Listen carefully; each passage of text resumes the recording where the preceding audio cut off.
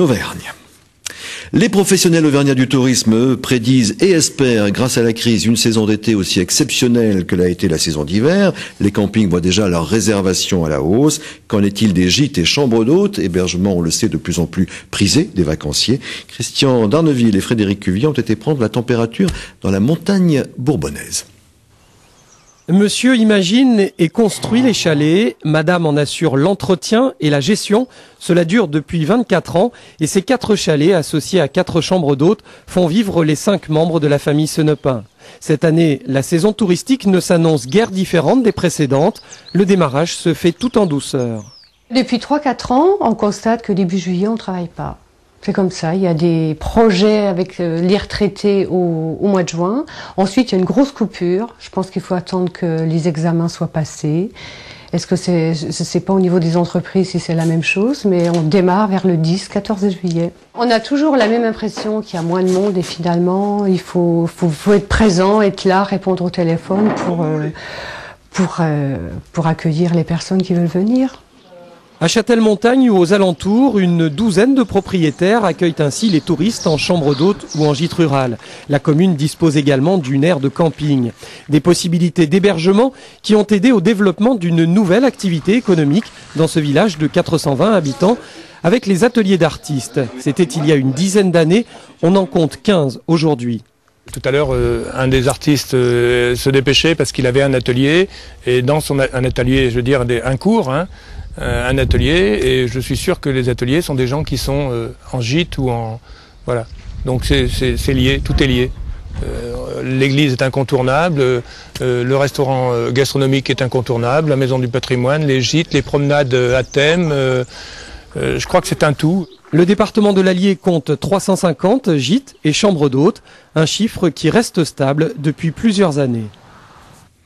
Invité de ce journal, Bernard Tessier, bonsoir. Bonsoir. Vous êtes président des Gîtes de France pour l'Auvergne, pour la région Auvergne. Des gîtes, combien en compte aujourd'hui en Auvergne? À peu près 3000. À peu près 3000 sur l'ensemble de la région, bien répartis d'ailleurs, sur les 4 départements. Ça représente combien de lits à peu près?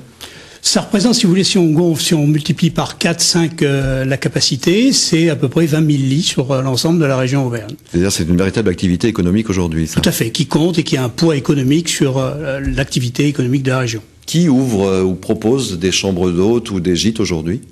Alors, vous savez que traditionnellement, les gîtes ruraux venaient de l'agriculture. C'était des agriculteurs qui, il y a 50 ans, ont créé les gîtes de France.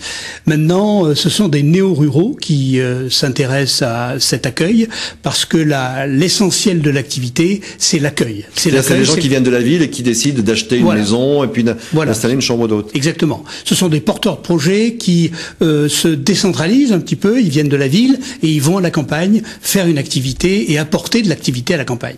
Est-ce qu'il y a des déconvenus? Parce qu'on a l'impression que certains se sont fait parfois des idées un peu fausses, un peu faciles. Il suffisait d'ouvrir une chambre d'hôte, on pouvait accueillir, on se mettait derrière le tiroir caisse et on attendait le client. Apparemment, les normes rendent les choses quand même, les normes exigées rendent les choses un peu plus difficiles. Tout à fait. Alors, la qualité qui est devenue de plus en plus importante dans la conception d'un gîte fait que c'est de plus en plus difficile de mener à bien un projet.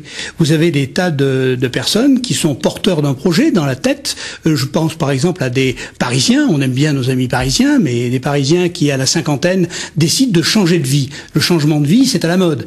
Et on dit, bon, on va faire un gîte, on va faire des chambres d'hôtes. Et ils s'aperçoivent, au bout de quelques mois, que c'est vraiment un vrai travail, un travail qui demande de la compétence, mais surtout de la disponibilité souriante. Quelle est la clientèle des gîtes et des chambres d'hôtes? Alors la clientèle est tout à fait variée, c'est essentiellement une clientèle familiale, la famille en entier, c'est-à-dire avec des enfants et des petits-enfants souvent.